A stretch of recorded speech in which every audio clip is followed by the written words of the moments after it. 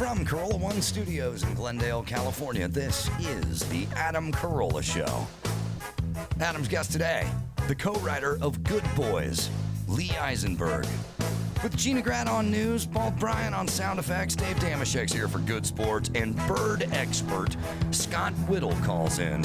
And now, a mother's nightmare, Adam Carolla. Yeah, get it on. Got to get it on. No choice but to get on the mandate. You get it on, man. Thanks for tuning in, and thanks for telling a friend.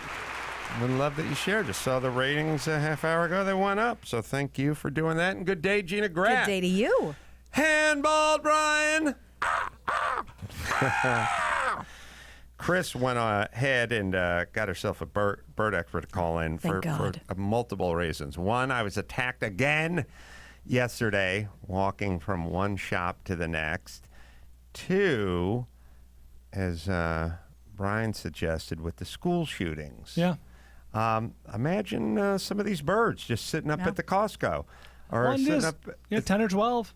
They're going to cause chaos. Well, first things first. You can teach a dog to sniff out cocaine through metal welded into a fender with coffee grounds. They can smell. Or you can have that same dog be trained differently to smell backyard fruit or poultry that's being transported or explosives or whatever. They can just sniff out. Now, as I'd suggested 20 years ago, they can sniff cancer out, right, which I was explaining to Drew 20 years ago. Every time I have one of these epiphanies, everyone just laughs their ass off.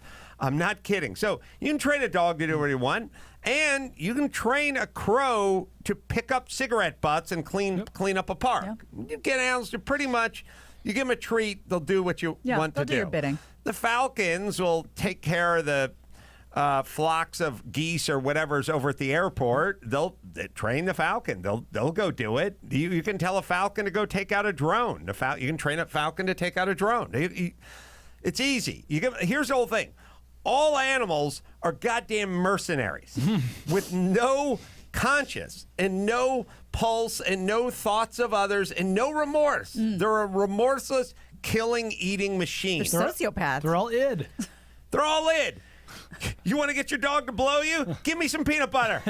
I'll turn your dog gay in 10 minutes. They'll do anything. It's not like they're licking the peanut butter off your dick and they get a look at themselves in the mirror. Oh, I'm disgusted. I'm so disgusted with myself. That's a thorough paint job for that peanut butter. I'm saying, you want a blowjob from a schnauzer, you are a scoop of creamy Jif away. Okay? From realizing your dreams. You want that bird to attack that drone, attack that other bird, you are a handful of popcorn from getting that thing to do all of your bidding. Yes? Yes, agreed. Okay, so now that we know a dog or a bird or any of God's creatures, a lot of guys I know will do anything for money. Now, all we have to do, or reward, was the right incentive, food. Now we figure it out. Well, I would say if you could train a dog or a bird to, train the bird to go after a drone or train a dog to sniff out cocaine, we could get our crow or our hawk or our other owl of prey. Active shooter, somebody standing, holding a gun in a prone position in the middle of a big box warehouse place or in the parking lot of the same warehouse place or warehouse. So that's pretty easy to do put the guy in the padded suit, get the mop handle, have him stand up in the middle of the hangar you guys are practicing in out in Hawthorne, and the bird just there, he gets his treat every time he attacks your head. Eminently doable. Eminently doable, and the part where, the cops are on their way. If you think about with the right weapon, and we get all nutty about assault rifles, but all you need is a handgun, a couple of handguns, and a couple of clips. You can take out 20 people in a very short period of time. There's no police force that's going to get there before you're done killing everybody.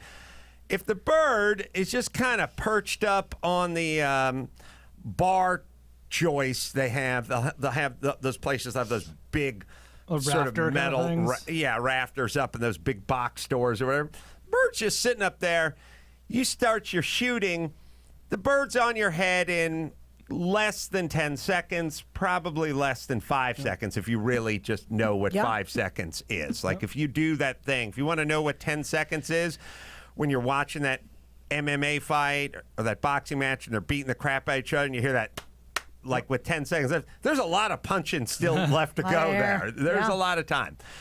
Okay, so now the bird is on the person's head and you can't kill the bird with your long rifle.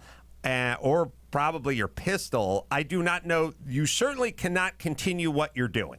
Worst case scenario for everyone else being attacked, not by the birds, but everyone else in the Walmart or wherever, that person's just flailing and shooting in the air wildly. I mean, better than shooting at people, cowering, children running. And probably running as they're flailing. Yeah, but let's say that's the worst case scenario, is that guy just like firing randomly. Well, if somebody had a gun on you and your family, what would you pay for 5 birds attacking that person's head before they got any prize? All right, Scott Whittle, our bird expert, is on line 3. Scott? Hi, Adam. It's great to talk to you. Good to talk to you, Scott. Thanks for answering the call. Oh, my pleasure. I'm a long-time listener, and I'm excited to be able to contribute a little bit. Well, I have a couple of things to bounce off you, and I know you have a story of crow heroism. I want to first, on a selfish note, I'm being attacked by a bird, but bigger picture, I'm worried about our nation. You're on a macro and a micro. Right. So I'd like to talk about both those things. Absolutely. Oh, wait a minute. Sorry. The PR girl just got attacked. Whoa. It's happening right now, Scott. There's an angry bird, and it's attacking. Here's what I recommend. People Hold walk up something around. high. If she has anything in her hand, if she holds it over her head, it'll attack that. Oh, okay. So it goes for the highest point. Get an Scott, why umbrella. are birds Usually so goes to mean? the highest point. Why are birds so mean? Well, okay, so why are birds so mean? They're, I'm not sure I'd say mean, but certainly they are reptilian. Evil? So they act, evil if you want, but I'm not sure I would use the word evil. But They don't. Aggressive. What you're They said saying, it's dinosaur. Scott, what you're saying is when a giant python is squeezing the life out of an infant, it's not because it's mean. Right. It just does what it does. That's just nature doing what it does. Right. You're a good defense attorney, Adam. I know. I'm supposed to be a southern lawyer. So Scott, there's so many things to do here. First, I want to hear your story of the young boy that befriended the crow. Yes. So my father-in-law actually had a pet crow that followed him and his brothers to and from school every day. They would sit on the window of their classroom and actually tap on the glass and sort of hang out during the day. And then they would follow them home at night. Guess he And wasn't then- bullied. Yeah. Well, let him get to it. And then it would actually come inside at night if it was cold and just hang out in the house and then go out the next day and do what, crows do. But at one point, my father-in-law's brother, was actually getting bullied in the schoolyard, and he called out to the crow, and the crow came down and actually attacked the bully and left a permanent scar on his head. There we Yeah. go. Now, I don't know. It's proof of concept, Adam. I really think you're ahead of your time on this thing. It's Hollywood and it's 2019. So are my crows going to go, he used the wrong pronoun when addressing the he, she that was transitioning? Get him! Or is it, or the verbal bullying is there going to be able to stop that? Is it psychological? She sent a shitty text. Right. You So could probably choose. You could probably train them whatever you want them to do. Now- they're very smart. when the person is bullying when the 12-year-old boy is bullying the other guy, this is many years ago, right? Yeah, So- this is probably, 40 years ago, 30 Right. years So ago. for sure the bully's name was Butch, because that's what you named bullies back then. Yeah. Exactly. When Butch was bullying your father-in-law's brother, I guess, or your brother-in-law, that crow came out and hit him in the head. That bully was done, right? I mean, Done instantly. Yeah, he said that as soon as that happened, he lost focus on, my father-in-law's brother and just had to deal with the crow. And honestly, couldn't do anything because once it's on your head and pecking you in the head, I think you just panic because it's something nobody's used to having had done to them, and I think it really hurts, and I think it's shocking. It's a shocking experience. Okay, so now we live in a world where we're discussing these mass shootings, school shootings, mass shootings. One side says we got to confiscate the long guns, this AR, whatever. The other side says it's not them, it's the pharmaceuticals or whatever they're saying.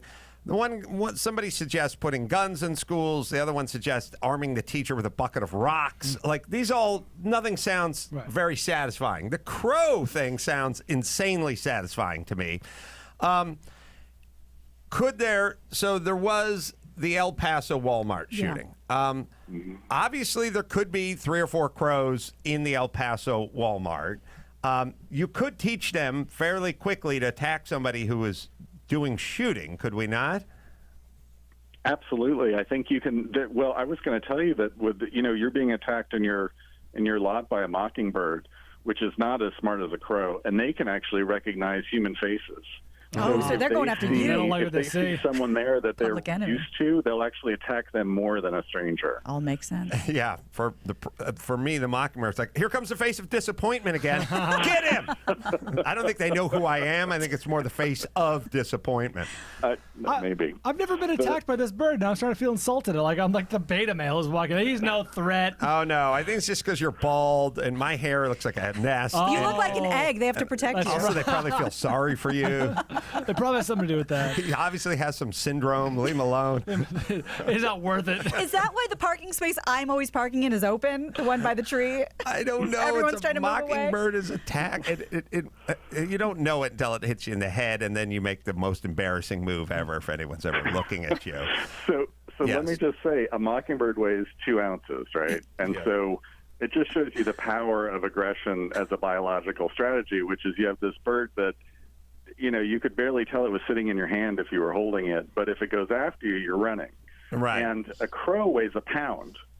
A raven, I'm going to up the ante here, a common raven weighs 3.5 pounds. And they're the size of a hawk. Wow. So if you had a raven coming down on you, they could inflict some serious damage, like go into the hospital damage. Is a raven... That's another option. Is there any difference between ravens and crows in terms of training? Ravens are probably smarter. There's a twist. 3.5 pound flying missile coming at your head. Smart missile.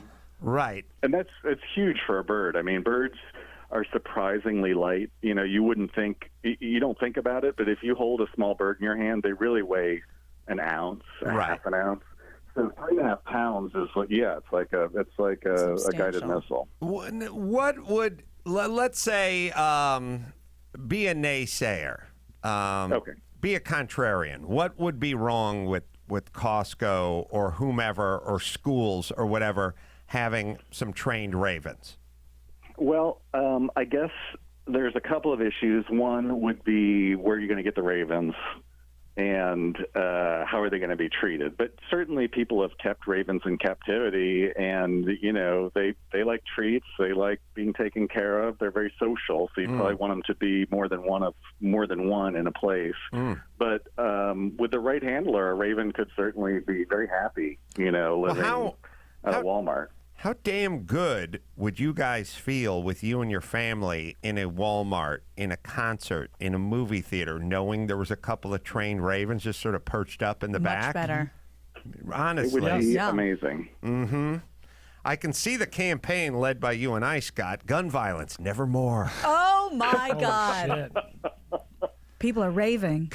I think that's a done deal. In my world, if I heard one goddamn politician put this together, I'd start blowing him before he was done. I'd go, okay, this is something. This feels like something to me. At least it's an outside-the-box idea for what passes for ideas these days. Well, and to your point, this is not super new news. This is what scarecrows were invented for, right? We know they recognize people, so why have we not moved on from the scarecrow in 150 years? Well, they're both. There's two arguments. They're both impossible.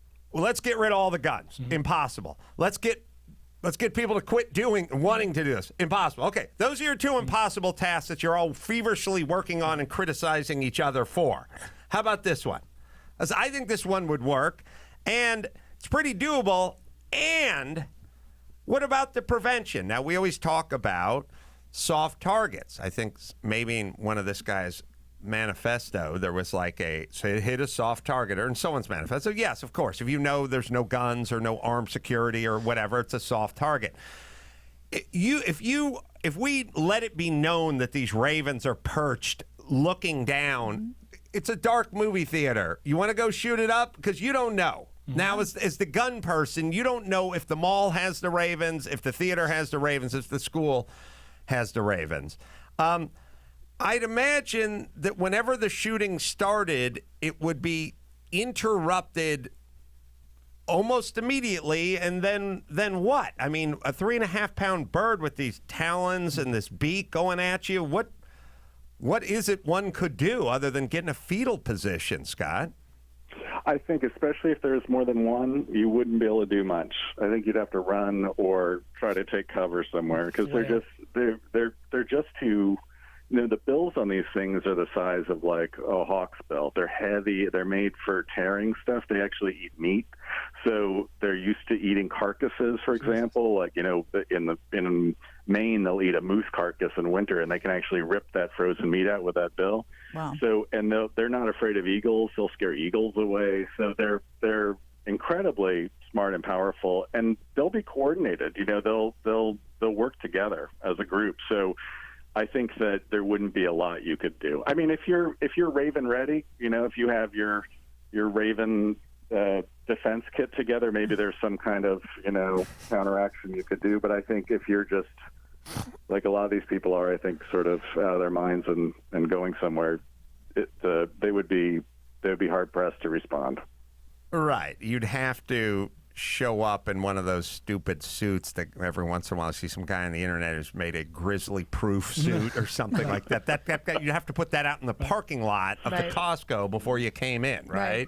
If you see someone with a bird cage on their head and they've been listening to The Cure, make a dash for the car. Make a dash, yeah. I mean, I am now utterly in love with this idea. We're looking at their talons. And yes, you're right. It wouldn't. You don't need a baker's dozen of ravens. You need 3 or 2 to hit somebody in the head. That's it. You kind of, if you have a big old, let's just say you have a big area. Let's just say it's a stadium. You have a couple down on one end and a couple down on the other, and the way it works is whoever's closest will get there first, and then the other ones will join. Yep. Right, because isn't it true, like the hawks or owls or whatever, they can spot a field mouse from how far up in the air. So this is really doable, right, Scott? Absolutely, and they also have incredible range as far as how far they can fly. So you can actually have a group of these birds. You could have site-specific birds, but you could also have sort of free safety birds, out patrolling the area and just sort of looking for trouble. Raven. This is all good until the Manchurian Candidate thing goes, where the evil trainer from Russia puts a chip in one, and then next Mrs. President takes the podium, and now the birds. We flash the mirror at the birds. I don't know what I know.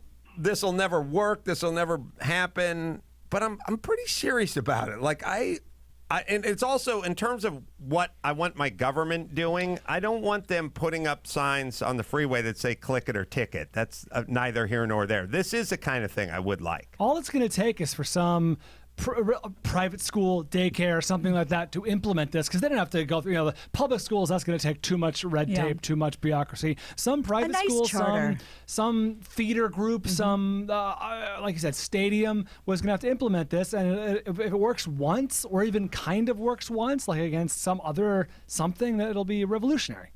Also, if you did LAUSD, I know you say the Ravens are very bright, but I figure after a few years on the beat, they'd have to lower it a few. Their test scores would go down. Just from the proximity. Like when you hang out with dumb people and smoke pot all day. Buddy, I get it. This Raven lacks motivation. You might have to have a rotation going on. Yeah, so 3.5 pounds is what is the average wingspan on a Raven? have you ever seen you probably have seen a red-tailed hawk, which is sort of a common hawk across the country. It's only a few inches shorter than that, so it's wide. I mean, if you spread your arms out, it would just be maybe a foot shorter than that. Whoa. So they're big, and they're also actually. I mean, there have been researchers, not by ravens, but that have been killed by birds. They actually. If you go close to a nest of a goshawk or another, sort of predatory bird, they can go after the head and they'll go after your eyes. People have been knocked out of trees. They can be really forceful. Yeah. So, and when you see it coming, there's just a fear factor. I mean, I remember once I was in Oregon doing a bird survey. I was driving down the road and I had one of these ravens come at me sort of straight up the highway as I was driving towards it. And it just looks like, I mean, it's this massive bird coming right at you. It's like the shadow of death. I think it would be terrifying. Well, it would definitely work. I don't think it would take that long to train them to do this. I mean, they had the one protecting your father-in-law's brother, and he wasn't even trained to do that, really. He just saw that the person was in peril, right? Well, did you see in France last year, there was a theme park, and they actually were training crows to pick up garbage. So they would give them a peanut every time they brought back a piece of litter, and they actually have a whole group of crows that are going around the park cleaning it up for them. So, no, I don't think it'd be hard to train them. I would, every time you prevented a mass shooting, I would give you 2 peanuts. I'm feeling generous. Wow. You know what I mean? That's how I roll. I'm benevolent. There are no limits. Listen. Well, of course there are limits. You're not going to get the whole payday. Right. Ridiculous. I'll break you off a piece. I got excited at the generosity. I don't know. My feeling is I'm going to. I don't know. All I can think is I'm calling Mark Garrigus. He knows politicians. I saw Adam Schiff in his backyard once. See, now you got the right people to talk to. Yeah, Right. Scott, how are you with bird law? It's a real I'm Charlie pretty Day. good with bird law. I'm sort of good with it. There's actually a really important thing I wanted to mention, just in case listeners are thinking about training their own crows, or ravens, which is that there is a Migratory Bird Treaty Act of 1918, which says that you can't actually, capture or kill or have any part of most birds in the United States are protected, so you can't do that. But you could certainly find a professional who could train crows or ravens. There are people who do that and even hand raise them. I mean, you could actually, I would think you would want to start sort of a breeding program for these crows, and you could even breed the characteristics you wanted in these animals. Right. You could breed them to be more aggressive. You could breed them for larger bills. You could breed them to go for the eyes when they come down. I mean, there's a lot of stuff you could do. I can see, by the way, if you ever look at one of these Rob Report magazines, see the guy in the long circular driveway. He's got the hot trophy wife and the young kid, and they're leaning against a German Shepherd. Crows in the eaves. Yeah, just the same spot, but with crows. You travel for business. Protect your family. Yep. Peace of mind. That's good. You know what I mean? New ADT. Man, I would feel good about this. What's the lifespan of one of these birds?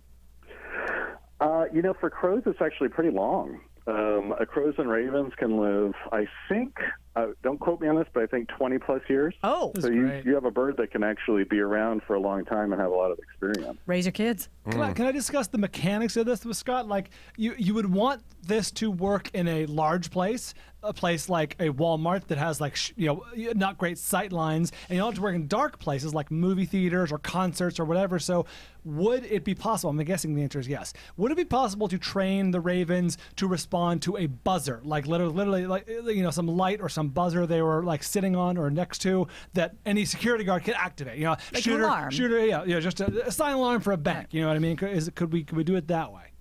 Oh, absolutely. Yeah, I'm sure they could learn a buzzer. I mean, these birds are capable of complex problem solving. They've actually documented them using, this is one of the birds that's tool using, which is something that we used to think only people could do, but they actually use sticks to sort of pull food out of something else. They're now ahead of Matt Fondelier. Matt, you've been passed by birds. Well, he can't use tools. So, yeah, that's absolutely possible. Well, you could train them to do just about anything. Oh, wait, follow-up question. Yes. How is their night vision? Are they, do they see well at So night? they're not a nocturnal bird, but they do actually have good scent. And I bet their vision is good enough in dim light to be fine. Okay. They can probably smell gunpowder. They're not an owl or something. But you know what? You go to the night shift. Another thing we can talk about is owls, because they can see in the dark. Those are mean animals. And you take something like a great horned owl, they're actually as big as a raven, plus they've got these talons. They're really a terrifying sort of predator. They actually will take small animals, like they eat skunks a lot, and even outdoor cats they can take. So, Damn. yeah, it would not be something you'd want to be hit with. Well, plus owls, they're silent because they fly silently. I want to know how that works in a second. Owls in the movie theaters and crows Those or out there, ravens at the Costco. That's great. Schools. One other little sidebar note here. So put the nocturnal ones. Is an owl? All right. First I'm going to make this statement. Daniel Shaver, the guy in the worst execution on U.S. soil by a police department, who was executed in Mesa, Arizona. Mark Garagos is working on that case. Nobody knows about it because he's white. If he was black, everyone would know about it. But that's the world we live in. Fine.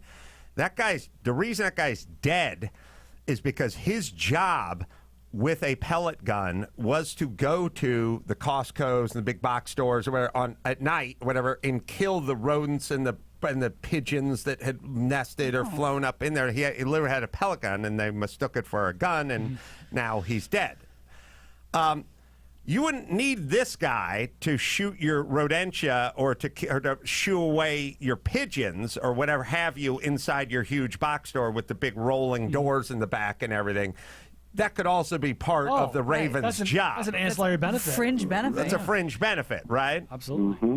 These guys. Absolutely. They actually I live in Cape May, New Jersey, which is a beach town, and about 30 miles from us, I just saw in the paper that they hired a falconer with a raptor to scare away the seagulls, and they're paying him. I think it said they're paying him $65,000 a year to scare the seagulls away. So there's a lot of potential for animals to help people, and it's happened a lot in the past. I mean, people used to have terriers and cats to keep rats and stuff like that away. Owls, certainly, if there's one around and the animals know it, they're not going to be, they certainly aren't going to be out walking around. They're going to be watching their step because they've got this predator around. So, yeah, I think there's so much potential there. Again, you want to be careful you don't want to be capturing wild birds and stuff, but if you started some kind of breeding and training program, you could do some really cool stuff. Well, and in a world where everything is politicized and it doesn't matter how good your idea is, if it's from one side of the aisle or the other side of the aisle, the other side will explain why it's never going to work. You cannot graft on politics to the bird. No. There's no way you can hang anything on it. There's just nothing other than preventing this. There's many different arguments you can have about the border wall, or border security. There's always a counter argument to that. How could you possibly graft anything politically onto this? You can see 60 Minutes doing a segment on the first school to implement this. You know what I mean? Like a profile. Yes, that's right. Mm-hmm. That's right. I can see PETA coming after you, but besides them, I can't imagine. Well, if they do, I'm going to have my personal raven attack them. Serious question. Does PETA have problems with canine units, like dogs being used for police Probably. work? PETA would find a problem. Well, hold on a second. Old PETA, no. Okay. New woke PETA has a problem with people killing cockroaches. Yeah, testing lipstick on rabbits, yes, they have a problem with, but now it goes way beyond that. Okay. Right. But look, fuck PETA. They're like, PETA has turned into your crazy aunt, right, who's wearing wigs and way too much lipstick and makeup and showing up and getting drunk at a kid's party. That's the respect you now have for PETA. They put you there because of their insane attitude about everything. It's in their name, the ethical treatment of animals. Who's more? The dogs are getting treated like part of the force. These dogs are cops. Yes. Well, if PETA had its way, dogs wouldn't be around because they don't believe in pets. So if PETA sort of had its way, I don't think we'd really have dogs. Because they'd say, no dogs, no cats, no pets. Yeah, it's such a delectable way to eat skewered meat, PETA. Brett, that is, in such a horrible organization. All right, so what else are we missing? We put the owl. Can we train owls as easily as you could train a raven? No, I don't think so. In fact, I don't know about training owls or what people have done. Falconers train raptors, and owls are just another kind of raptor. So I think you probably could, but I just don't know much about it. But I do know that around here, probably the most fearsome nocturnal predator where I live is the great horned owl. They're a really big bird. They're silent. They have big talons, and they can take prey as large. One of their favorite prey, like I said, is skunks. So but eat skunks at night. Would this be possible if we had our trained owl at the movie theater, at the Cineplex? I'm more on a personal note. And they showed a promo for an upcoming John Waters movie. Could we train the owl to attack the crow so we didn't have to see the fucking John Waters promo? Attack the crow? Go right to the attack screen. the screen. Attack the screen and take it down. I'm thinking for the people who didn't want to see it, they could raise a marker or a flag or something, and the crow could come and scratch, or the owl could scratch your eyes out. Oh, yeah, that's personal use. Something like it's that. extreme, but bullet dodge. Depends how much you want it. So this bird, this mockingbird that's 2 ounces, that has destroyed this 200-pound man's life, that resides in our parking lot.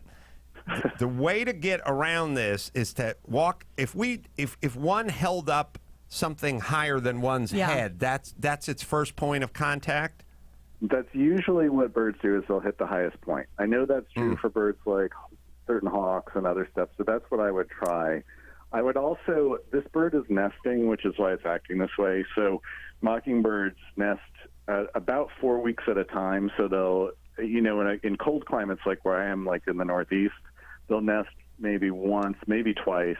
But just during that 4-week period when they're, brooding and raising their young, they'll be aggressive and then they'll stop. So you just have to sort of wait for it to be over and stay clear of their nest. This is but why. If this is the second time, it sounds like they may have started a new nest for you guys, because I know this happened a month ago and now it started up again. So I bet they're re-nesting. Well, you're in a warmer climate. They take time off. This is why we do have some months in between the bird strikes. Look, Chris, I'm not going to ask you to go out to my car alone. I'm going, but I need you to get on my shoulder. Okay? We'll meet in the middle. Hold your hand up. Dawson has a question. Yeah, hey, Scott, if you got like a murder of crows that's regularly chomping through your front yard looking for food and stuff, what's the best way to let those crows know that, hey, I'm with you, hang around, I'll take care of you, maybe you protect me? How do you begin to befriend them? the befriending process? So the way my father-in-law started to befriend this crow was his mother, who is now 95 or 94. She is sort of like Snow White. She goes out and feeds all these animals, and they all come out of the woods and take food out of her hands and stuff. So she feeds them every day. And she actually has like this special connection with nature, I guess. And so, but I think that if you sort of give them what they're looking for, which is probably food and sort of a safe environment, then they're more likely to hang around. So would you? I'm a little hesitant to say this as a naturalist because I sort of like in principle, I don't want to alter these birds' behavior from what they're normally doing, but I'm sure it wouldn't hurt to like sort of throw out a little bit of food. They actually would eat meat if you had little pieces of steak, or I like suet, which is this. It's you guys know what suet is? It's sort of like a brick of bird food. It usually sometimes has peanut butter, and you could break some pieces off and throw it out. They would love that. Scott, let me give you a plug. You have an app. Is the app out or is it coming out? I do. We have an app that's come out. It's sort of one of those apps that's come out and we're developing at the same time. And the reason we're doing that is because it requires a lot of audience participation or user participation to get it to improve and get in and work well. And that app's called Bird Genie, which is actually a Shazam for birds. Like you guys know Shazam or Senap. So you basically point it at the bird, press a button, and it records the sound, and then it tries to tell you what it is. Wow. I love that. That's out, and we also have a book called The Warbler Guide and the Warbler Guide app, which is a companion app for it. And you can find all that stuff at my website, which is scottwhittle.com. and it's available on Amazon as well. You can bookmark It us. is, and absolutely. Click on through. Scott, I'm glad to have you on call as our resident bird expert. On call. Yeah. On call, yeah. And I love the fact that I never, the ravens and crows, I was like, oh, what's the difference? What's the difference? But the fact that one is significantly bigger. Indeed. They're both, and a little smarter, and a little angrier, and can be trained to do anything. New sheriff in town. Man, just eating frozen moose meat and all that Carcass. stuff. Come on. Yeah. Thanks, Scott. Powerful bird. Appreciate it. My pleasure, Adam. It's an honor and a privilege to talk to you guys. Thanks very much. Thank you. All right. Now, look, I shout out great ideas and then I get on with my goddamn life. But I should pursue this a little, right? I know a couple of guys. Yes. I know a couple of politicians. See what they think. I know this might involve actually having to go to the kids' school, which I know you try not to do, but maybe a little. Well, I don't know where it is. Well, maybe when Olga drives you there, drops you off, maybe a little one-on-one coffee with the principal. Bend her ear, bend his ear. Yeah, I don't. Superintendent. I don't know. Now I'm the Carolla's dad. Start pressing the silent alarm. And the beta school. I don't put a lot of faith in other people's ability to recognize good ideas and move forward with them. Point taken. But in a world where we are desperately searching for answers and there just is no answer, and all we can do is kick a can down the road while more tragedies pile up. This to me, and again, in a world where some political something gets grafted onto everything at all times, I don't know. I feel this is impervious to criticism. I just do. A couple of fringe weirdos at PETA, but other than that, the entire nation should unite under this idea. I agree. Here's my advice for pursuing this. Do not go the political route. Don't go to your representative. Don't go to anyone who's in charge of anything. That's throwing your great idea into the abyss. You need to do private enterprise. You need, I could put you in touch with someone over at the Coliseum who runs operations, and all you got to do is say, hey, man, pilot program, we'll get this a shot. And so all it needs is one person to latch onto this, one media outlet. This becomes a sensation. This is private enterprise. Don't throw this into the abyss. You're right. But I love giving back. You're going to give back the taxes you make off the billions of dollars you earn. All right. Let me hit Castrol Edge. You can tweet us at Adam Carolla Show with hashtag Castrol Challenge with your question for Castrol Challenge. Brought to you by Castrol Edge, formulated with fluid titanium technology. 3 times. 3 times stronger, fool. Against viscosity breakdown, leading full synthetic. What do you got, Max Pata? Drift Pinto on Instagram wants to know hashtag Castrol Challenge. Would Adam ever consider running multiple cars at Monterey? I did it one year. It became a little bit laborious hard or to steer. something. And hard to steer. Yeah, one was in one group, the other was in another group. I brought a 280ZX to run with the bigger group. I brought a BRE 510 to run with another group, and it ended up just taking up the whole time, and half the time is racing and the other half the time is eating and drinking and traveling and looking at stuff and not quite feeling whatever the pressure is of having to get in the car and be sober and whatnot. So It yes, cut into the quail time. it has been considered, but the reality is I do Group 5A, and that goes off on Saturday, and it on Friday. It's Thursday, Friday, Saturday, but the timing works out perfectly. If you want to bring another car, you'll go on Sunday, and it'll run into a whole bunch of stuff like the quail. So thank you, and we'll be out there, and you can come find us. We'll be driving the 935 Porsche. Everyone's nice, so come say hi. And then we'll be at the Golden State Theater on that Saturday night after the race on August 17th. So come on out with Adam Ryan, say hi, and thank you, Castrol Edge. All right, let's see. I'll play another kooky clip of Dr. Drew, which is... You can just say clip. Yeah. I find Drew to be sort of miraculous in a way that he and I've sat next to each other for 20 plus years. he's a smart guy, but he also has a lot of really like dumb notions and ideas. And so here's a clip from the Adam and Dr. Drew from yesterday.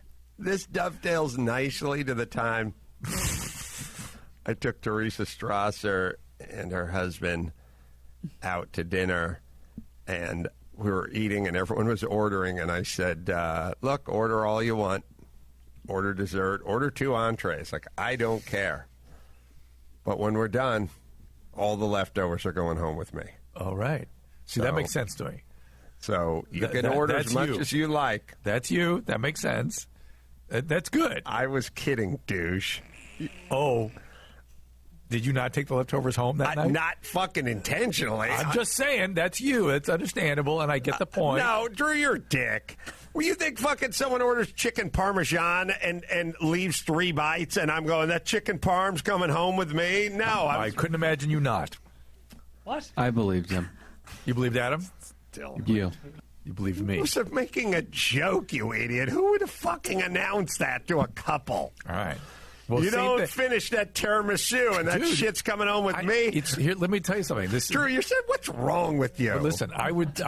Now, you think I actually made this announcement when I took Teresa and her fiance out to dinner? Yeah. See, seems matter of fact. Seems Dug in. Right. Seems like you say more outrageous things, dude. It's funny. Yeah. All right. Well, we clipped it a little short, but I yelled at him. I've been out to dinner with you, Drew, 1,300 times. Have I ever done this? And he went, no. And I went, okay, man of science. There's your clue then. Yeah, there's a pattern established. I've been out alone with Drew, and we split it down the middle. Drew never pays 2 outings in a row. He paid last time, I paid this time. We traveled the country together. We would go out to dinner. That was all we looked forward to. It was after with the college. There was some steakhouse that was in the college town, and we'd go there and have a glass of wine and a steak. So he'd know better than anyone. I've eaten dinner with him 1,000 times, and paid. And also, as couples, we've gone out multiple times, and I've paid. Your fridge must be full of leftovers. So, what kind of analysis is this? What kind of analysis? He's been to dinner with me 1,000 times. I've never brought it up. Why would he? Yeah. You think that's his way of yes-anding you? No, It's just he backfiring? doesn't know how to do that. Okay. He's perpetually confused, I would say, in a weird way. I've known the guy for 1,000,000 years. Why would he think? You think I would seriously say to a couple, "I want to take you out for your"? I think their engagement or something like that, and then I would announce. I might think it, but I would never announce I'm taking your food home at the beginning of the meal. Like, here are the rules. Is there a thing with people like Drew where they're so smart, but they're so that brain power? I'm making a big wide thing with my arms is so focused on medicine and recovery and addiction. You know what I mean? Like, he focuses that prodigious brain power on one thing that other things slough off a little bit. Yeah, like life. I get it. All right. I say the same thing with Christy, like, 'cause she's super smart, but like she loves The Real Housewives and Us Weekly and stuff. It's like, you're very smart. You love these mindless things. Like she's like, yeah, I like to turn my brain off sometimes. Well, let's make a division between being very bright and like watching shitty stuff on TV. Turning it off actively. It's just that, well, I do believe in its own way, like, speaking of Christy, I watch commercials. People go, oh, please, just fast forward through that shit. What are you wasting your time for? And they're nonsense commercials, but I'm actually sort of studying them. You don't have to be, if you study crows or kids, it doesn't mean the crows or the kids have to be smarter than you or entertain you. You'd like to know how they work. Is this your justification for T.J. Hooker? And the Partridge Family. Yeah. I watch T.J. Hooker, and I study it like I'm a time traveler who's an anthropologist time traveler. You've gone back in time. I've come from a different galaxy, and I'm just looking at all the styles and all the verbal stuff and all the story Crunching stuff, and I'm numbers. just and I'm also trying to apply it to today. Like, what are we doing now that everyone's going to make fun of us for? Right. I mean, I could name 13 things, but what I'm saying is we get a little space from something like T.J. Hooker, and we never stop making fun of it. Well, we did the same thing when we were watching T.J. Hooker. We were making fun of shows from the Mannix, Right. and making fun of us for making shows from the 60s and the 70s. That's what we do. Right. So whatever it is we're doing now, we're going to be making fun of it. Yeah. All right. Lee Eisenberg is out there. Am I pronouncing that correctly? Good. He's a very good writer. Oh, I should tell him. I didn't want to tell my kids. So he's wrote for The Office for a lot of years. Yeah, I'm wrote Good Boys. big fan of Lee Eisenberg. He wrote pretty much every one of my favorite episodes. Seriously, every one of my favorite episodes from The Office. I've told you, but I will tell him, or I'll tell you, and then you can tell him. I say to my kids every once in a while, what are you watching? Like, what's everybody watching? And at your school, what are you seventh graders into? And I fully expect them to go, Cardi B just took a stick and put a camera on the end of it and duct taped it to her head, and we just watch her walk around. And I was like, they're like, we watch The Office. Yeah. And I'm like, everybody in your school, the seventh graders, they watch The Office? Yeah, that's everyone's show. Universally beloved. Any age. I didn't put them on to The Office. Yeah. They discovered The Office, and that's what they watch. It's a smart show. It's easy to follow. You can understand the characters. It's an enclosed space. It would be perfect for a smart kid who's in middle school. Thank you. And I'm happy because I like the Cardi B show. when I watch, because when they watch junk, it's like when you see your kid watching junk, it's like the feeling you have when they eat junk. It's like they're consuming this junk when you see them watching the Kardashians. You know what I mean? And my daughter's explaining how important the Kardashians' contribution to America is. I have to go, ugh. I told you the humblest brag of all. I think the one good thing I've done as a parent is steer Tessa towards like Pixar movies, like animated films. Like now, the new she's into Ratatouille. Yeah. Loves Ratatouille. Oh, they will love all that, but eventually they're going to have to settle in on a show. I'm just pushing it off. Right. All right. We'll bring Lee in right after this break.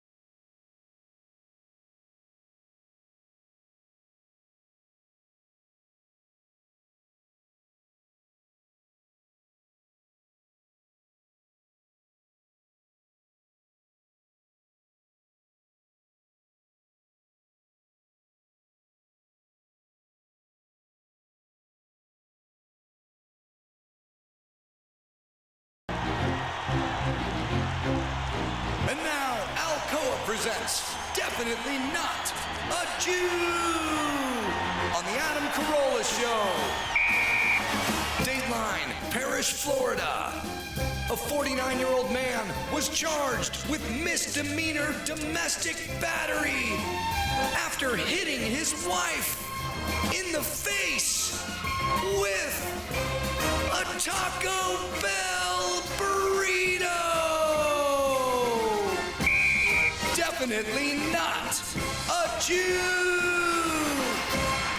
Lee Eisenberg is in studio. Good Boys, the name of the film. You've probably seen the spots all over the place. I feel like I've seen the billboards all over the place.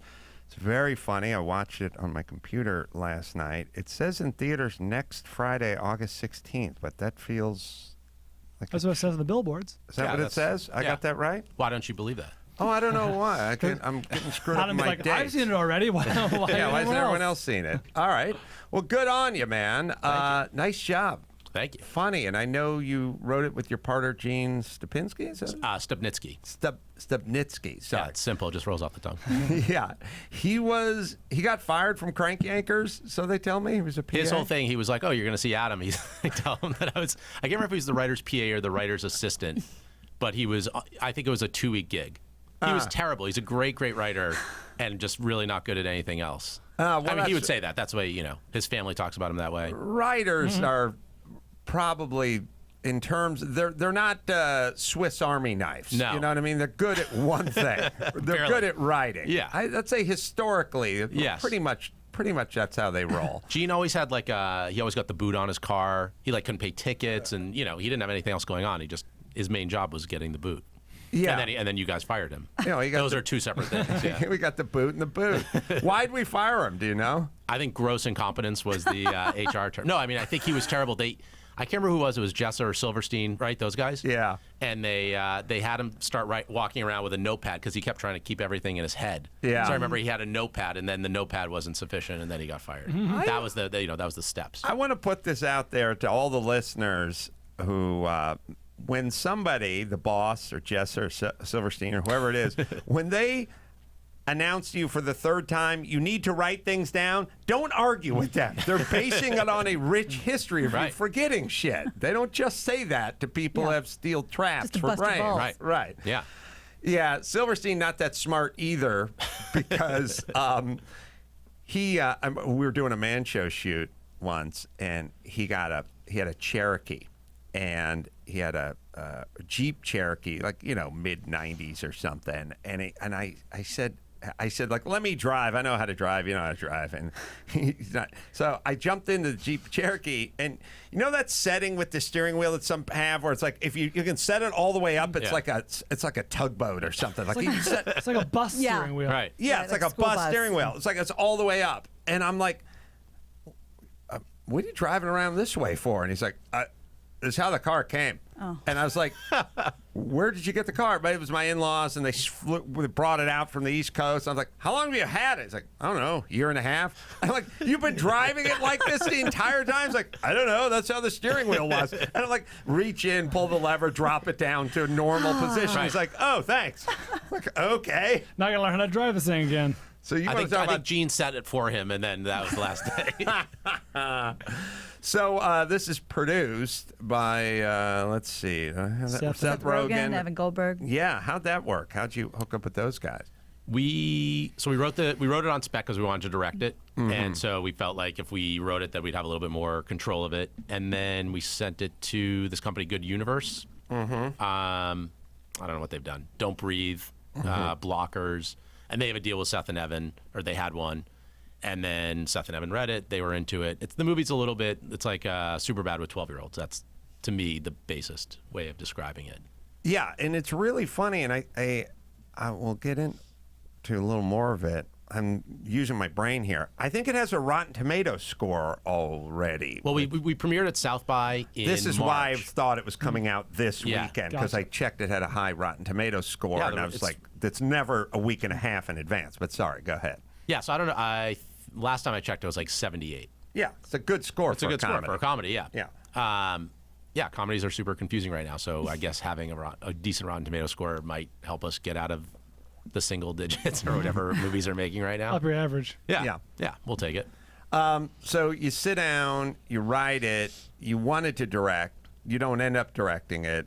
Gina and I co-directed it. We didn't get credit together because of DGA stuff, but we we together. How's the DGA work? I've had That's a great question, yeah. Yeah. Well, first off, You should come fuck into the DGA. Like, I don't get it. Like, I co-directed a movie, too, and they're like, yeah, no. Yeah. And I was like, how about we pay for the movie and we just put whatever the fucking credits on We'll the let you movie know. that we do? Yeah. And they're like, yeah, you got to pick one guy or the other. Those are the rules. I'm like, first off, DGA, I don't even want to be in the DGA. How does this work? At SAG, AFTRA, whatever, they just fucking take your money and then they force you into the world. And then it's like, yeah, we'll tell you what you can do and you can't do. And I'm like, are you kidding? Are you telling me that I can't write on the credits of my movie co-directed by Kevin Hench and Adam Carolla? Can I do? No. We're not going to let you do it. Yeah. Why can't we tell them to suck our dicks? Fuck the DGA. Great. And by the way, all the assholes are, where are you going to get your dental insurance? Fuck you. I'll do it privately, not be I'll do it gouged by myself. those assholes. I'll clean my do own it teeth. myself. Fuck get those Cobra. guys. Fuck AFTRA. Why does everyone love? Yeah. Why are actors such colossal pussies? Lee. Do you have any answer to that? That's a tough one. Do you know any actors? No, I've never met one. The 12-year-olds on the movie were not that way. They I were will say. not. Yeah. Not yet? Yeah. I would describe them as colossal pussies. Give them 7 months. No, what I mean is, like, one of the most trouble I ever got into was the union was on strike. Like, the SAG was on strike. Yeah. And SAG was on strike because the commercial actors union wanted to get paid, blah, blah, blah. And they were making these stupid arguments where, like, hey, these guys only work 2-3 days a year. How are they going to support a family? I said, how about they get a fucking job? How about you sitting in a convertible eating Kentucky Fried Chicken on PCH isn't a job? And by the way, you don't need 50 grand because it's national. You can just get paid your day rate or whatever the fuck you work out with the director. You know why? Because we don't need you. So fuck you. And that was my thing, and everyone went nuts on me. Well, I mean, the Writers Guild is, we've fired all our agents and we're going through the whole thing now. But I kind of feel like you getting in there. Fire the Writers Guild. Yeah. Fuck the Cut Writers through it, Guild. Here's the It's deal. If you're talented, you make your own deals. Like, people are like, oh, you don't want SAG and AFTRA? Well, what about getting paid when you get paid? They go to James Baby Doll Dixon. They offer him some money. Baby Doll says Adam Carolla doesn't roll over in bed for that kind of money. And then they strike it. They make a deal, or they don't. Exactly. Yeah, I completely agree. Good. Fuck SAG and AFTRA and all the Writers Guild. So you co-direct it, but we got to film by credit. I mean, they said you were allowed to do everything except get the credit. Oh, that's nice of them. That's benevolent. They came to the set. They saw that literally we're sitting on each other's laps and directing as we do, but that didn't matter. The decision had been made beforehand. Did you flip a coin? How did that get decided? Yeah, it was something like, I'll get the next one. Yeah. Yeah. Right. Yeah. Again, I don't know. Is the theater going to catch on fire if it just says co-directed by or whatever it is? Risk, Like, yeah. is there a big problem in that? Or how about that's what happened? We're the ones who make half as much money. I mean, it's not like they give you a premium for being 2 people doing the job of one. We're not as good as one person. We've acknowledged that. So the 2 of us together form almost one man. Well, the notion, like the way SAG works, is you join SAG by them taking your check. Right. So you get into SAG by them snatching your first check and then going, okay, you've paid your dues. What a privilege. It feels a little un-American to me. little bit. That's just me. The problem is actors are such fucking coward pussies, Yeah. and no one says a word to these assholes ever. I don't give a shit. Fuck them.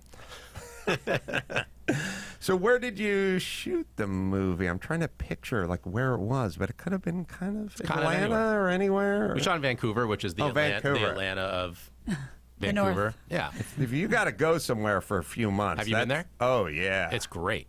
the best. Yeah, I was there in the summer. It was beautiful. I mean, it was incredibly stressful. We're shooting with 12-year-old kids, sometimes 11, 10-year-olds, playing 12. We aged down rather than it was like the opposite of 90210.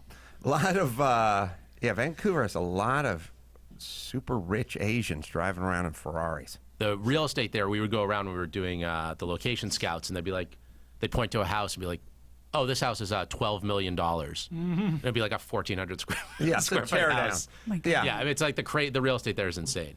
It is insane. Yeah. I think must be a lot of Chinese There's a lot of money. Chinese money, and yeah. they just come in and just flooded it, and it's so much. And then also Jean-Claude Van Damme lives there, so that's a perk. That checks up the prices. That's everywhere. why the real estate's gone. It's not the Chinese; it's Jean-Claude. That'll up any HOA.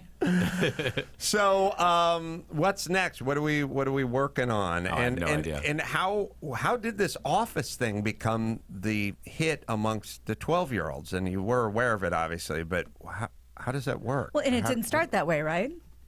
You mean who was the target No, audience yeah, when we started? season 1 was like, I don't know if we're coming back. And that Oh kind of yeah, thing. well we started episode 7, so the first season was 6 episodes, and then we started at the top of season 2 when it was only ordered for 6 more episodes, and then luckily Carolla did 40-Year-Old Virgin, which came out like a month or 2 before the show did for season 2, and all of a sudden we had one of the biggest movie stars in the world who was signed to a 7-year contract and on the show. But yeah, I mean, when we were writing the show, we thought we were writing it for, I don't know, 17 to 76 or something, and then all of a sudden once the show went off and it was on Netflix and stuff, I don't know why, I really don't know why the kids like it, because I weirdly have spent more time with 12-year-olds than pretty much anyone my age, and I have no kids of my own, and they're obsessed with it, but they watch the things that they take out of the show are so different from us, or from me. Like, we were in the writers' room, all we talked about were Jim and Pam and the romance story and like getting that right and making it feel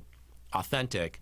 And then the other stuff, obviously, we spent a lot of time with too, but that was really important. And like the kids think that like Kevin is hilarious. That's what I was going to say. And they like love Kevin. Dwight. They love the pranks. And so just like a completely different prism of watching the show. I mean, it's great. Oh yeah, well, first thing, it gives you a little hope for humanity in a world of mass shootings and kids eating laundry detergent. You go, they're watching a good show, Right. like good. They have taste. Yeah, they have taste, and also it's a weird thing because like my daughter, who's not a fan, she'll like go, Dwight? Rain? Yeah, I know the guy's friendly with him. I'm like, oh my God, could you talk to him? Yeah, I could. Back in a good grade. I could talk to him. Yeah, very unlike, not, he's not Shawn Mendes, is what Right. I'm saying. Yes, It's a lot of weird range for Right. a 13-year-old girl. Yeah. Right? Yeah. I wouldn't think that that's what they'd want, but they dig it. Yeah. They dig it big time. And they're also, now they're making their way into Friends as well, which is, and I don't know if, I can't speak for the entire populace of 13-year-olds, but my daughter is, and I guess it's a Netflix thing. They buy the whole catalog. Tell her not and to get used to The Office or Friends. But all those shows are, they're going to go off. Office is going to end up on the NBC Comcast streamer, and Friends will end up on Warner Brothers. So it'll be interesting to see what happens with, I'm not worried about Netflix, but we'll see if those shows continue with the popularity. Well, it's nice that, like good music, like, growing up and, maybe your parents are listening to the Beatles, so you have now an appreciation for the Beatles, or you can enjoy the Beatles as an adult, and you can play your daughter, your kids, the Beatles. My son, I play him good music. He likes good music. That there's no time date stamp on this stuff. Right. That a good show is a good show. There was, like, in the old days, it was like, well, it's black and white. It's kind of a weird bump, but everything's sort of shot in a semi-modern era. It's all based on the writing and the characters, and if it's strong, it's strong, and the kids will respond 100 years from now. Well, the thing also that I think the kids do, and I guess I did it as a kid, but it's, for whatever reason it seems weird now because I wrote it, but they just rewatch it. So they make it through 9 seasons. I worked on it for 5, and then they just keep going, and then they start at the beginning and just go again. Yeah. But I think, I've seen every episode of Seinfeld 4 times, so why not? The Office is the ultimate comfort food. Is 12 or 13 where you start to come online comedically? Like, I was thinking about when I was 12 or 13, I latched on. That's when I discovered SNL. Yeah. A huge. I taped it, right? Like, watched it on VHS on Sunday mornings. I loved that. That feels like when you come online comedically a little bit.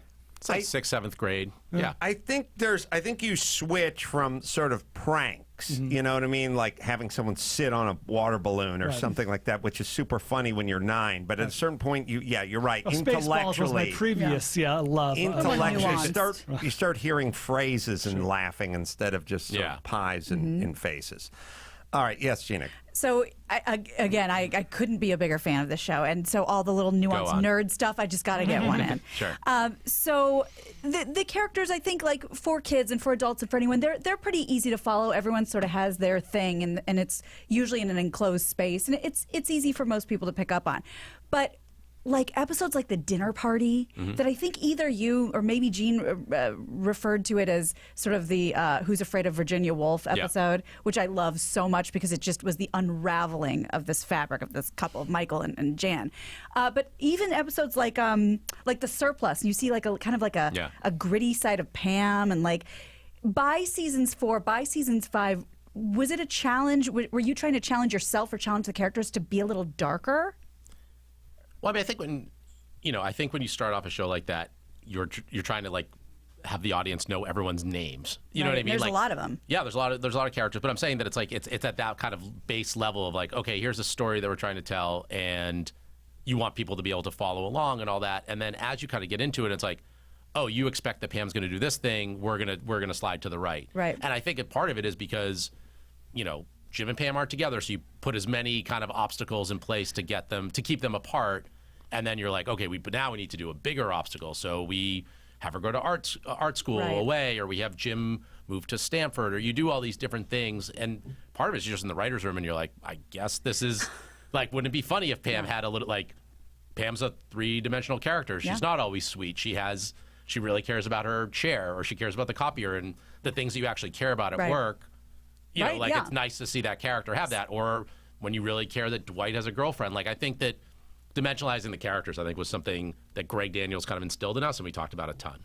Don't care. No, Gina, I do he care. answered your question. I care very much. I imagine, like, I don't know, in season 1, I feel like you're trying to get, like you said, get everyone to know the names, choke up on the bat a little, keep it consistent, not swing for the fence and do anything crazy. And then you get a little breathing room and a little comfort, and now you can start really turning it up. Well, I think the thing with The Office, too, is, I mean, Greg Daniels is the most impressive writer, showrunner, creator person I've ever worked with, and he's a huge fan of this. Once 40-Year-Old Virgin came out, and Carolla was more sweet and lonely, and you saw that you saw the range of his abilities as an actor. He kind of shifted the character so that Michael Scott in season 1 was kind of an asshole, and then in season 2 he was a little bit more pathetic. He was needy, and I think that was more inviting to the audience. Right. But if you watch season 1 and then you watch the beginning of season 2, it's a different character. Like he lost weight, his hair looks better, he's kind of dressed a little bit better, and he's more prone to cry rather than make someone cry. And I think then you kind of root for him, but it was a real adjustment, and we were scared, and it was exciting. I'm just happy that these things are evergreens. Yeah. All right. Let's see. Let me hit Geico, then we'll take a break, then we'll do the news, and you hang out and crack wise. Geico, everyone's got the to-do list. How about you save hundreds of dollars on your auto insurance? You don't have to go anywhere. Just go to geico.com. 15 minutes could be saving 15% or more on your auto insurance. Take that extra money, put it in your pocket, be the most rewarding thing you do all day and do today at Geico. That's geico.com. All right, we'll take a quick break, come back, do the news right after this.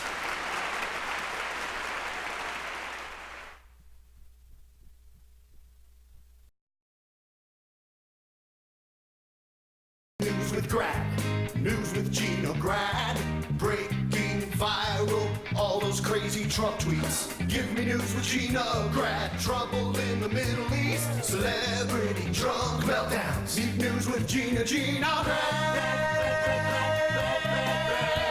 The news with Gina Grad. We've had some bad news, some mass shooting stories in the news, and I don't know that this one is getting a lot of attention, so let's talk about it. It has a silver lining. A month before the deadly shooting spree at an El Paso Walmart, another potential mass shooting in Texas was stopped by a grandmother. So this is finally getting a few headlines. Back in July, a 19-year-old guy from Lubbock informed his grandmother that he'd purchased an AK-47, had plans to shoot up a hotel, then kill himself. This is according to the U.S. Attorney's Office. Told his grandma? Yeah. The grandmother was able to convince him to go seek treatment at a hospital after she expressed concerns about, his safety, the safety of others. When the authorities searched the hotel room that he had rented, they discovered the AK-47. They discovered 17 loaded magazines. They discovered several knives, tactical gear, a black T-shirt that said "Let 'em come." U.S. Attorney Neely Cox said, quote, "This was a tragedy averted. I want to praise the defendant's grandmother who saved lives by interrupting this plot." So got a hold of these people, got him in treatment. And, we don't hear about them much. Yeah.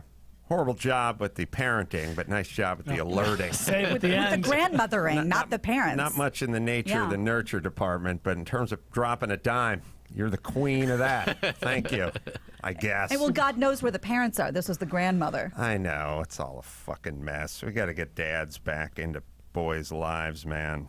Dads really make an impact. It's just, as the dads go, so goes our society.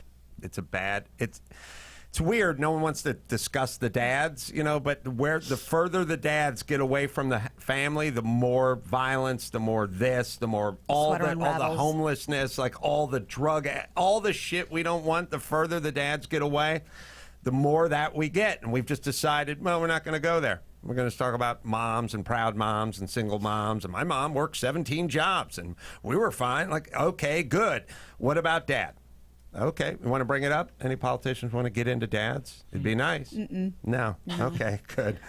So instead, we'll talk about banana clips and leave dad off the fucking table. Well, I want to talk about both. That's my whole thing. Anyway, thanks, Grandma. But bad job with your daughter or son, Yeah, or exactly. whatever else you did. Well, one dad stuck around. Wendy Williams is back in business with her estranged husband. Can I say this? I feel like she's my black Piers Morgan. Who decided she was a big celebrity? Like, hey, did you hear what's up with Wendy Williams? Like, no, I haven't, because I'm not a retarded person. I'm not unemployable. That's why I don't know what's going on. When did she come? I go out during the day and work. Sorry, I feel like she was in once. I feel like she just appeared one day and then she was always in my life. But I don't know. Well, she was big I feel in like New I York. was in a coma and I woke up and then Wendy Williams was like everywhere. You're right, because she was kind of the queen of New York radio in that scene, and then she went global. And I feel the way about her is I feel like if someone said, "Do you hear what happened with Neapolitan ice cream?" And I'd be like, I'm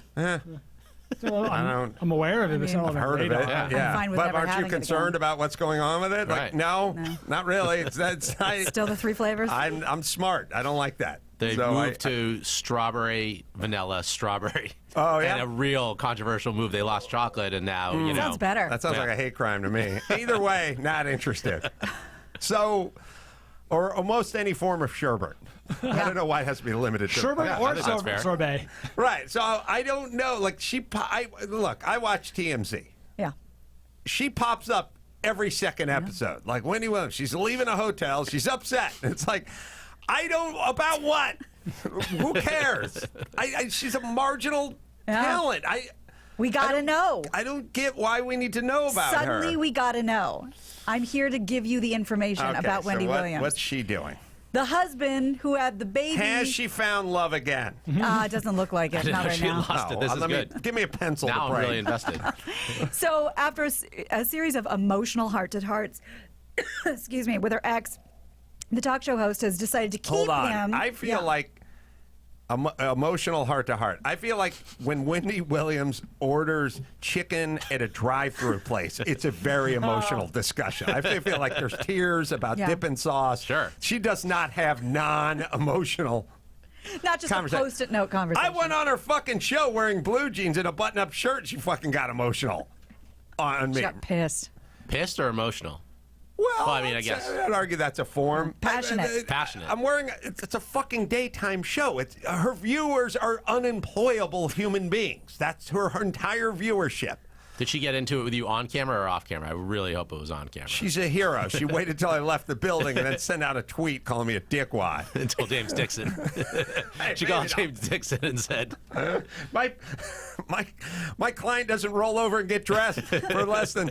Yeah, it was a Proved weird it. thing, right, Brian? It was very weird. And It's they sped catty. it up as though to be, kind of funny, but then our crack staff slowed it down. I don't know what it was. I went on her show. I was just wearing jeans and a button-up shirt. I'm not known as dapper. I'm the guy from the Man Show, and I just wore like a buttoned-up shirt. You didn't wear your coat and tails. Right. Yeah, I didn't wear spats or anything. Your general And then- gist was you were like unprepared and slovenly. That's not So even the right basically, word. called me a slob. Yeah. Yeah, like Brian, stop making him why say didn't it. have the respect for her or her audience to put on a top hat and a monocle Oh, or thanks for saying something? the shirt was untucked. Wasn't that a point of contention? The point is she got emotional on the way I dressed as a guest on her show when I put on a decent pair of jeans and a decent button-down shirt. You sound with like a you looked collar amazing, on it. yeah. I was hot. Tell us about this heart to heart. Point is she can. You have the transcript. I'm sorry. Yeah, so she filmed a video of herself. It's been taken off the internet, but somebody transcribed the fast-forwarded part. It goes, you know what? At least if you're going to throw something on, like you're going to, change the oil in your Studebaker, that you would at least bring it with, hold on, I'm out of breath and I'm trying to curse him out at the same time. I mean, at least if you're going to dress like a bum to come on a daytime talk show, your attitude wouldn't be so ill-mannered. I mean, just from the top of the show, and I wanted to like him, and I wanted to like him, and I wanted to like him, and I thought that I would. I don't like him, and he's not our kind of people. And how dare him tell me that the white man in the audience wasn't my kind of something. What was he expecting to see when he came out here? The Soul Train line? Oh, I get it, because I'm a black woman. The people who watch my show and make an effort to come to the audience are supposed to be only black people? Oh, no, I get it. If you're anything but a black woman, you're supposed to be a gay man. Oh, I get it. Listen, let me tell you. Why, I'm sorry. Why am I mad at you? You know, Chris, our just audience read the script and stop venting. I get it. I'll start reading. We have a history, but I really want you to focus on what Wendy said. These mics are on. And She gets a lot, though. Keeps saying, I get it. Yeah. Yeah. Yeah, all right. That's This That's the gist. this is a nutty person. I wore a fucking blue button-up long-sleeve collared shirt and a pair of blue nice jeans that I went on her program. I don't. dare you. I like that she lost her breath. She was so worked up talking about you take a knee. and understanding it. She got it so many times that she had to take a breath. Yeah, she took a knee. I gotta tell you, man. That Wendy Williams audience infested with crime and vermin. I'll tell you. I think you can't say that. Huh? I think you look great, by the way. Infested. Yeah. I have a shirt put like that. Right? What's the? I wore leather shoes. You're wearing shoes? Yeah. I'm wearing shoes and everything. I'm not on the Southwest flight. I got my. Okay. Thank you. We're good. Yeah. So obviously she's going through something. Oh, well, we know that. She was living at the halfway house. Why do we care? Why do we care? She's Wendy Williams. You know, I'm going to do this just once for you. All right. Yes. Wow. We're going to move forward. Mm-hmm. Cares, Thank you. Wendy. Fair. So, a suit against the Boy Scouts of America that was filed late Monday identifies at least 350 former scouts who say they were abused. The incident has. Honestly, that's it? Yeah, right? Yeah. Yeah. Well, That's all? that's the newest batch that's coming forward. The incidents have taken place over the past 8 decades. A USA Today analyst says, quote, the accused tended to be men of stature in their communities, whom most of them had volunteered as troop leaders, assistant troop leaders. They were police officers, members of the military, teachers, a mayor, doctors, child psychologists. It's of course. I mean, Yeah. the only look. You want to know what healthy is? I found out that the father-son fantasy football draft is coming up next weekend. I'm like, oh, fuck. I'm fucking hanging out with those fucking kids. This sucks. That's healthy. Yeah. You understand? That's No positive. red Being flags. put out is healthy. Being put out. Exasperated. Said it a million times. The way you do all this stuff is you go, all right, dads, let's all get in the room. Who wants to take the 9-year-olds up to Mount Pinos camping this weekend? Ooh, ooh. One guy's hand flies up. Bert, you're out. Sorry. You've been voted off the island, Bert. Yeah. Jim, you're doing it. Fuck no, I don't want to do it. Yep. This weekend, Hobbs and Shaw's this week. You're doing it. That's the guy. Yeah. Your hand goes flying up, you're out. Yep. That's the way I work. Well, the Boy Scouts of America has 20 days to respond to this suit. It says it takes the allegations seriously and that as a result of the new accusations, it's already referred 120 reports to law enforcement. You know, it's got the word boys in it, and they're very, very focused on kerchiefs. Yeah. And that's a recipe for pedophilia disaster. Nice neckerchief. Start mixing with the word boys and Yeah. kerchiefs. Yeah. Short shorts. Knickerbockers. Yeah, it's bound to happen. Yeah, and they're facing major declining in membership anyway. Nobody wants to tie sailor knots. They want to play Fortnite. So this could be the end of the Boy Scouts. Wendy did send me a bottle of champagne saying she had a bad day and regrets her comments later on. Really? Which I'm fine with. I appreciate. It still makes her nuts because in a weird way she went nuts over nothing and then got her faculties back and then sent me a bottle of champagne. I like someone who's nuts, though, that then kind of just has that moment where they're sitting alone crying in their house, and then they're like, maybe I fucked up today, and then they send they have their Get a bottle of Vouv. Yeah. Well, I think that the part of being nuts is being erratic.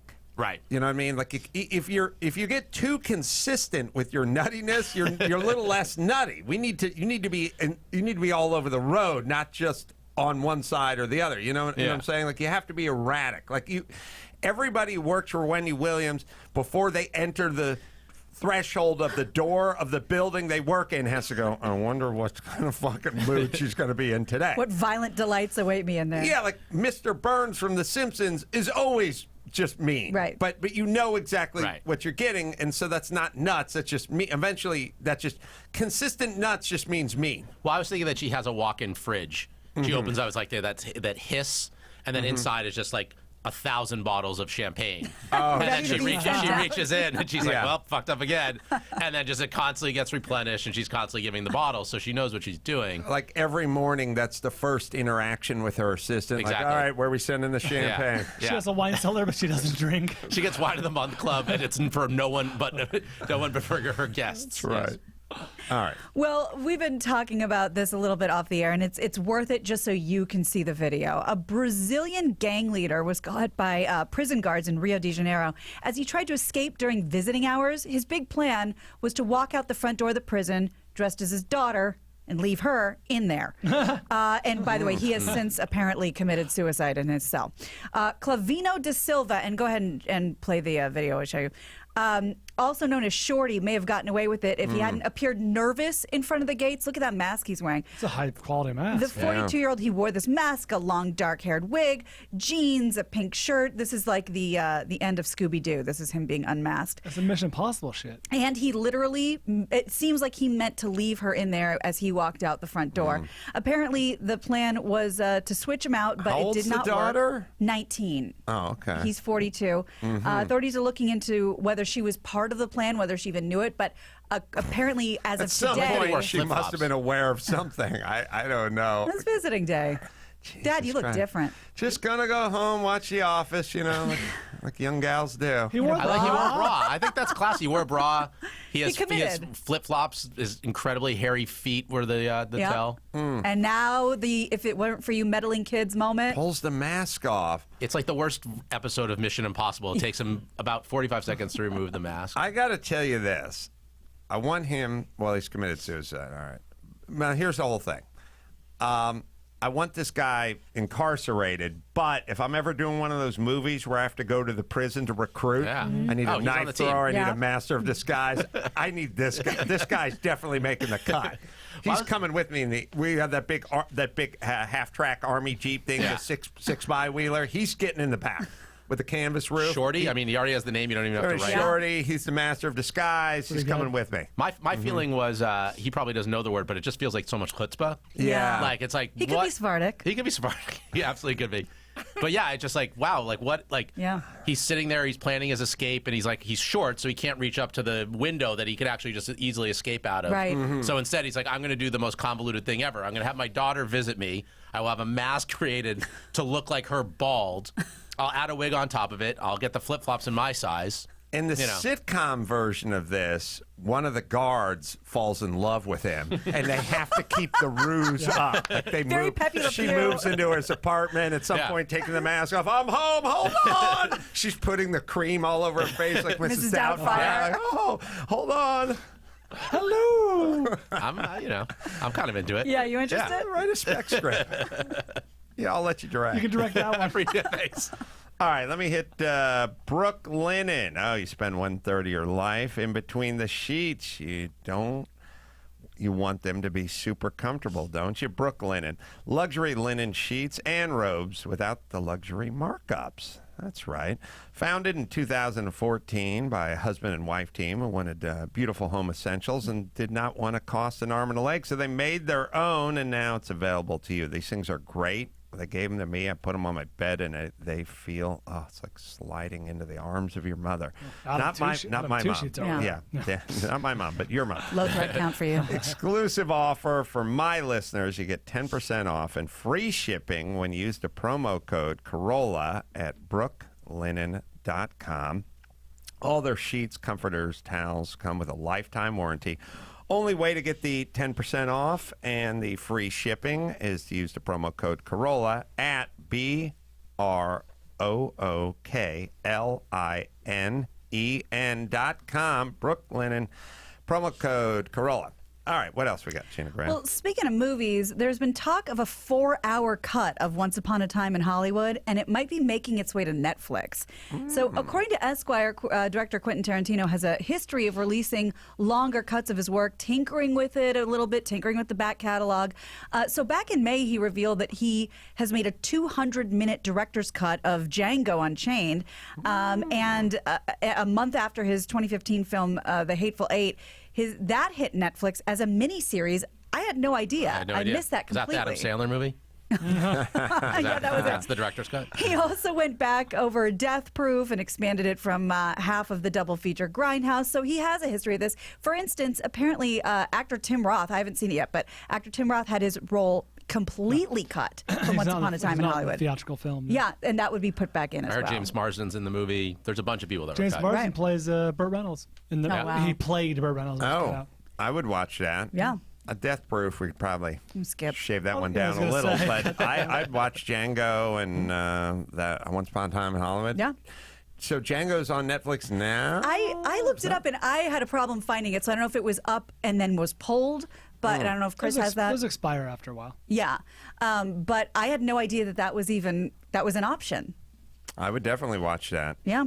And Marsden got cut because we don't know why. Or Tim Roth? Time, probably. Tim Roth. It was already 2.5 hour movie. No Me Too. What happened to him in it? Didn't he have some Me Too stuff? I've never heard that. No? Yes? Think of James Franco? Oh, Franco. I'm thinking of Franco, yeah.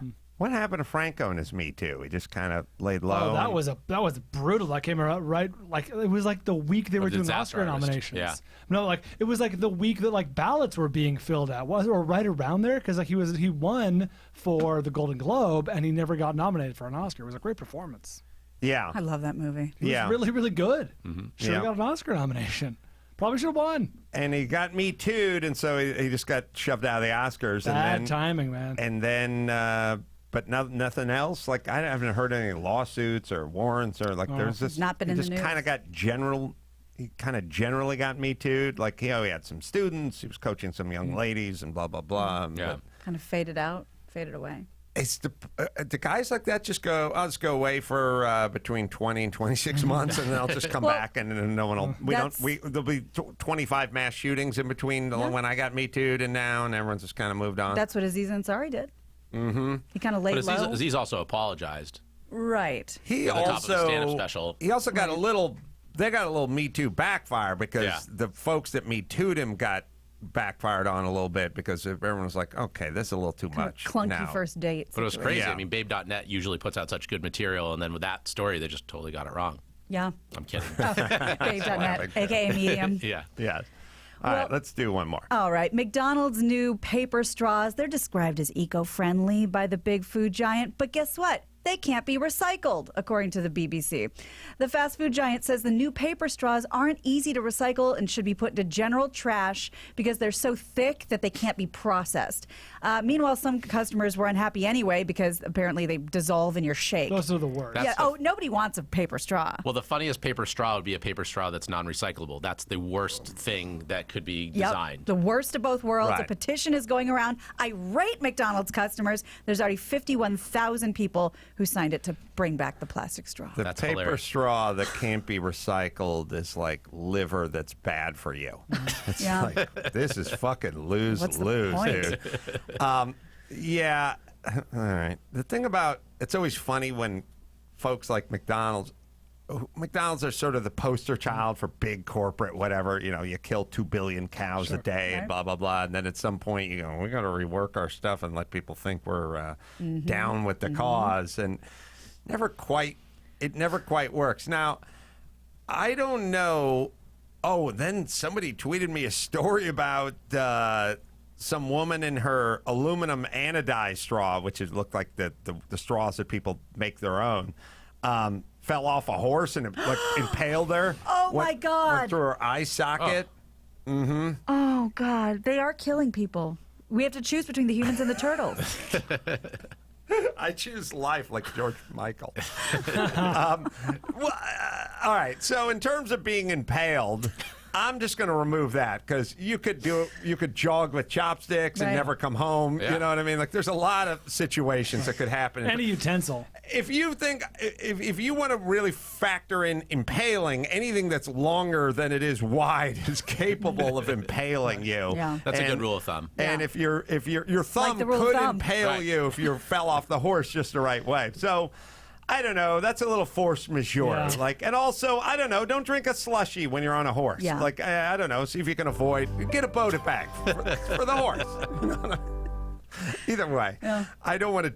I'd be horrible at her eulogy, but all right. But at a certain point, I suppose, like the grocery bags, having your own grocery bag, you're just going to have to kind of get your own straw. Those little retractable ones. Okay, so I've theorized this. Why can't, as my straw dissolves, disintegrates in my water or whatever I'm drinking, and I'm in a restaurant, I'm like, why can't this restaurant just have metal straws or stainless steel, just like they have forks and knives and spoons? Like, Yeah, like they could.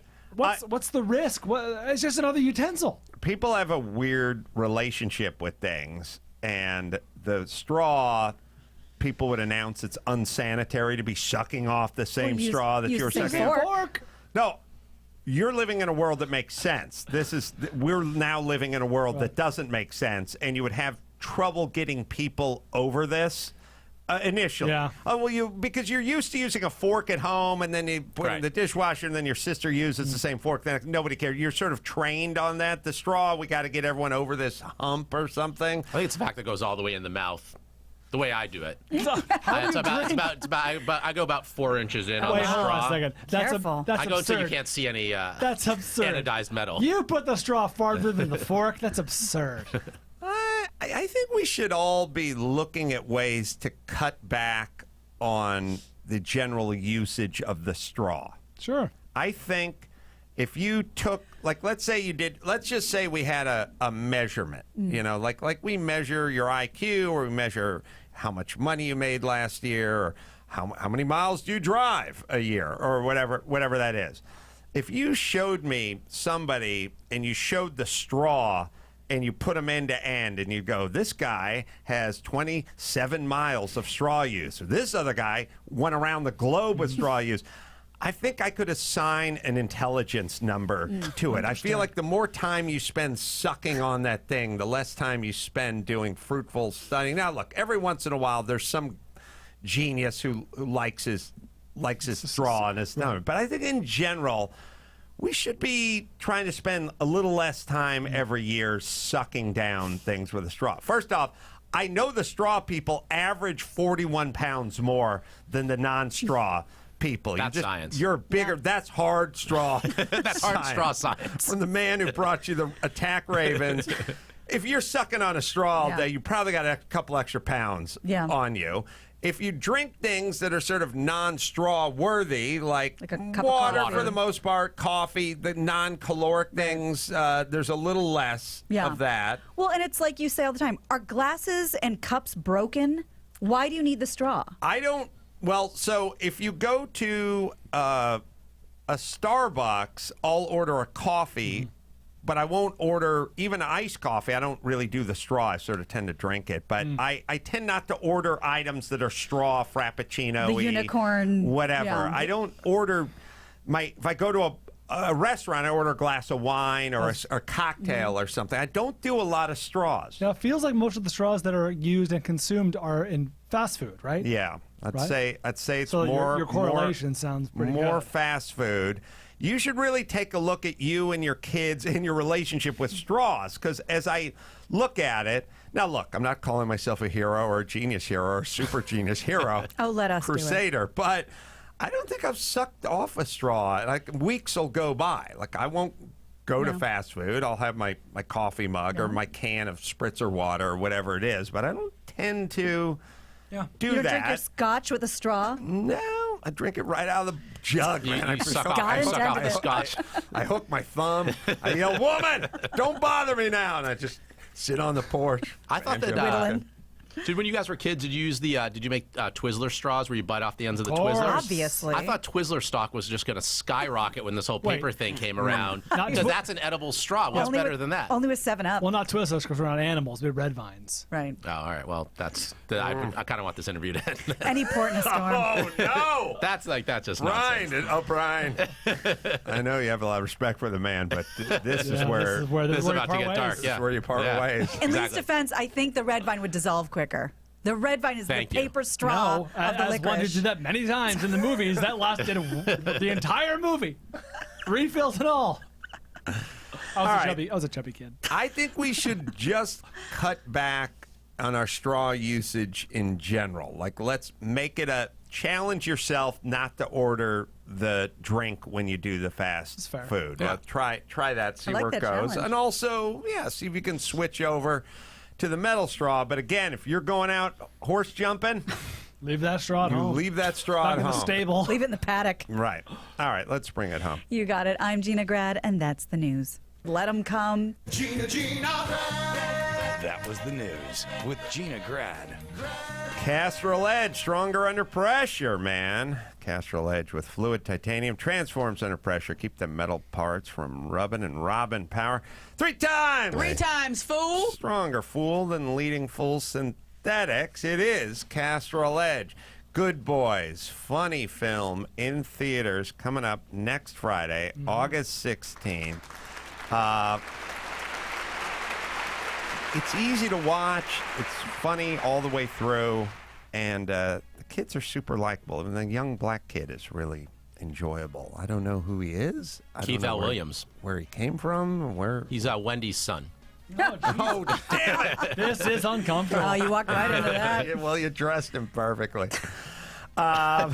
He's Wendy's son. All right. So you can go. Oh, Last Man on Earth is where he's Yeah. from? Oh, okay. He's a real funny kid.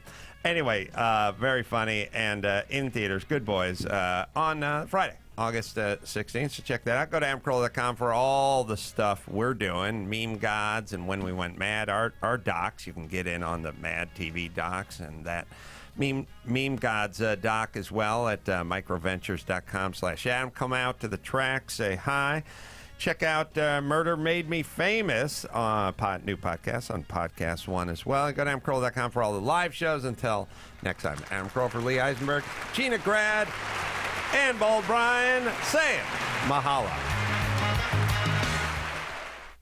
Oh, I get it because I'm a black woman. Stick around. Today's episode of Good Sports. Dave Damashek and Adam Carolla coming right up.